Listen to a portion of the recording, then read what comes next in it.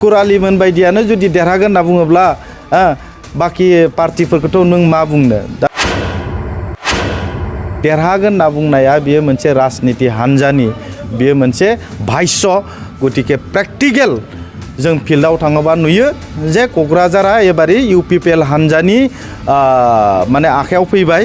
देरहागोना बियो 100% गतिके जोंहा कुनु सिन्ता गैया क'क्राझार लक सभाया UPPL हान्जानि बिजाथिया देरहागोन बियो रोखा रेशन कार्ड मोनाखैमोन बिथांमोना दिनै 100% रेशन कार्ड मोनबाय जाय बिथांमोना अरुणोदय मोनाखैमोन बिथांमोना दिनै अरुणोदय मोननो हाबाय जाय बिथांमोना दिनै PM किसान मोनाखैमोन बिथांमोना PM किसान मोननो हाबाय जाय बिथांमोना आयुष्मान कार्ड मोनाखैमोन आयुष्मान कार्डनि गेजेरजों जाय बेमारिफोर दुखिया बिथांमोना 5 लाख थाखासिम माने बेमारि नायनायनि जि रां बे अनसुंथाइखौ बिथांमोना मोननो हादों साक देरहानायखौथ' बयबो बुङो सुकुर Ali बायदियानो जुदि देरहागोन होनना बुङोब्ला बाखि पार्टिफोरखौथ' नों मा बुंनो दा बेखायनो देरहागोन होनना बुंनाया बेयो मोनसे राजनिति हान्जानि बेयो मोनसे भाष्य गतिके प्रेक्टिकेल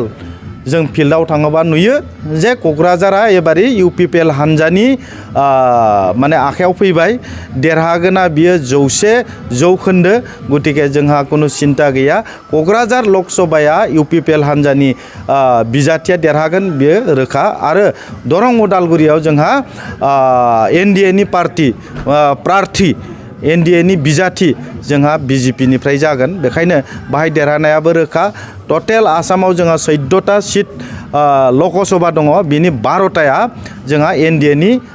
माने बिजाथिया देरहागोना रोखा जाबाय UPPL निफ्राय क'क्राझार जे लकसभा बियाबाव सोरखौ बिजाथि UPPL निफ्राय क'क्राझार लकसभा बियाबाव सोरखौ होगोन बेखौ साननैसोनि उनावनो जोङो नामखौ मा होनना बुंगोन जोङो घोषणा खालामगोन खारन जोंहा मार्च मासाव मा होनना बुङो कड अफ कन्डाक्टनि जि मोनसे नटिफिकेसन बे नटिफिकेसना फैखांनायनि उनावनो क'क्राझार लकसभा बियाबाव जोंहा UPPL हान्जानिफ्राय जाय बिजाथिखौ जोङो फसंगोन बे बिजाथिनि मुंखौ जोङो साननैसोनि उनावनो फोसावनाय जागोन थेंक इउ जों UPPL BJP GSP आरो AGP जथायै जोंहा मोनसे NDA जि मोनसे हान्जाफोर दङ बे हान्जाया जथायै खामानि मावबाय थादों आरो जोंनि मानिजाथाव भारतनि प्राइम मिनिस्टार नरेन्द्र मदिखौ खनसेबाव प्राइम मिनिस्टार बानायनायनि जि थांखि बे थांखिया जोंहा मोगथां महर जानो थांगासिनो दङ आरो जोंनो बिनि थाखायनो भट होगोन दिनै रायजो राजाफोरनि जि समस्याफोर जाय बिथांमोना रेशन कार्ड मोनाखैमोन बिथांमोना दिनै 100% रेशन कार्ड मोनबाय जाय बिथांमोना अरुणोदय मोनाखैमोन बिथांमोना दिनै अरुणोदय मोननो हाबाय जाय बिथांमोना दिनै PM किसान मोनाखैमोन बिथांमोना PM किसान मोननो हाबाय जाय बिथांमोना आयुष्मान कार्ड मोनाखैमोन आयुष्मान कार्डनि गेजेरजों जाय बेमारिफोर दुखिया बिथांमोना 5 लाख थाखासिम माने बेमारि नायनायनि जि रां बे अनसुंथाइखौ बिथांमोना मोननो हादों बिनि बादैबो जोंहा गामियाव थानाय थानसालिफोराव आलारि सोरां बिथांखि जोंनि सेल्फ हेल्प ग्रुपफोर बिथांमोननो जोङो अनसाय माने मा होनना बुङो माइनाव सोरां बिथांखि आरो जोंनि आइजोफोरनि जि भेन्डर बिथांमोननो जोङो अनसाय बिथांखि होदों गियान सोरां बिथांखि होदों आरो दिनै जोङो BTR ओनसोलाव 1.5 लाखनि खाथि जोङो हानि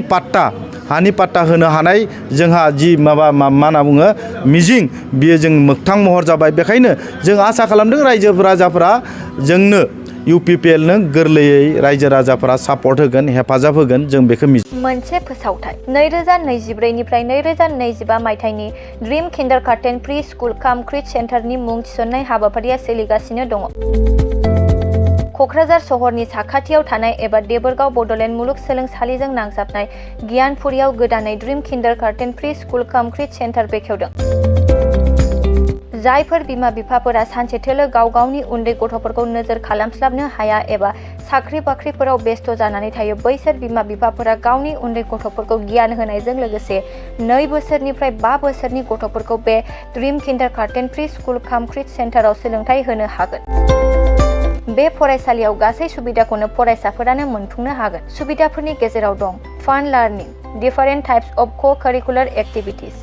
age appropriate curriculum sensory experience बेनि अनगायैबो holistic development safe and free learning environment daily weekly activity record, nature corner, live CCTV security, emergency fire, safety as well medical kit, air conditioning facility.